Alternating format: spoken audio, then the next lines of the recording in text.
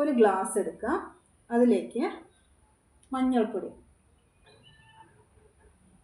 ഒരു 1/4 ടീസ്പൂൺ അളവിൽ മഞ്ഞൾപ്പൊടി ചേർക്കുക. കുറച്ച് കുരുമുളക് പൊടി ചേർക്കുക. കുരുമുളക് പൊടി പെപ്പർ പൗഡറാണ്. ഇത് ഞാനൊരു പൊടിച്ചെടുത്തിട്ടുള്ള പൊടിയാണ്. അത് ചേർത്ത് കൊടുക്കാം. ഇനി അതിലേക്ക് ഒരു ചെറിയൊരു പീസ് ചെറുനാരങ്ങ പിഴിഞ്ഞൊഴിച്ചു കൊടുക്കാം.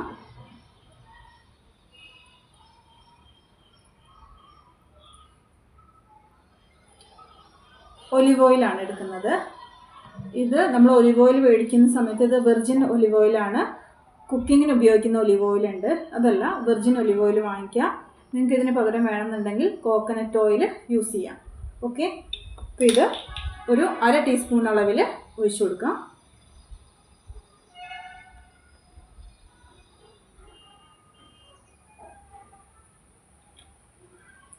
ഇതിലേക്ക് കുറച്ച് ഇളം ചൂടുള്ള വെള്ളം ചൂട് കൂടാൻ പാടില്ല.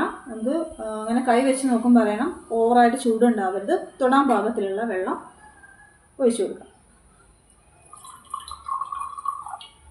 ഇത് മതിയാവും. ഈ ഒരു അളവിൽ ഒഴിച്ചു കൊടുക്കാം. ഇനി നന്നായിട്ട് മിക്സ് ചെയ്തെടുക്കാം. ഇനി ഇത് കുടിക്കുക. ഒരു ദിവസം 2 or 3 തവണ കുടിക്കാനാണ് എൻ്റെ അടുത്ത് ഡോക്ടർ പറഞ്ഞിട്ടുള്ളത്. ഇത് എന്തിനാണെന്ന് വെച്ചിട്ടുണ്ടെങ്കിൽ നമ്മുടെ ബോഡിയിലുള്ള നീർക്കെട്ട്, ഇൻഫ്ലമേഷൻസ് ഒക്കെ കുറയാൻ, സ്കിന്ന് നന്നായിട്ട് ഗ്ലോ ആവും, ജോയിൻസിനുള്ള ബുദ്ധിമുട്ടുകളൊക്കെ മാറും. അങ്ങനെ ഒരുപാട് കാര്യങ്ങൾക്ക് നമുക്ക് വീട്ടിൽ ചെയ്യാൻ പറ്റുന്ന ഒരു ഹോം റെമഡിയാണിത്. അപ്പോൾ എനിക്ക് മുമ്പത്തെ വീഡിയോയിൽ പറഞ്ഞിട്ടുണ്ടായിരുന്നു എനിക്ക് ഹോർമോണൽ ഇംബാലൻസിൻ്റെ ഒരു പ്രശ്നമുണ്ട് എന്ന്.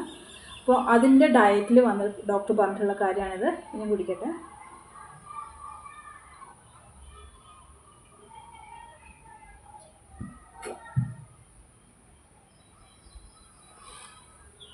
കുടിക്കുന്ന സമയത്ത് വലിയ ടേസ്റ്റ് ഒന്നും ഉണ്ടാവില്ല, പക്ഷേ ഇത് 2 or 3 തവണ ഒരു ദിവസം കഴിക്കാനാണ് ഡോക്ടർ പറഞ്ഞിരിക്കുന്നത്.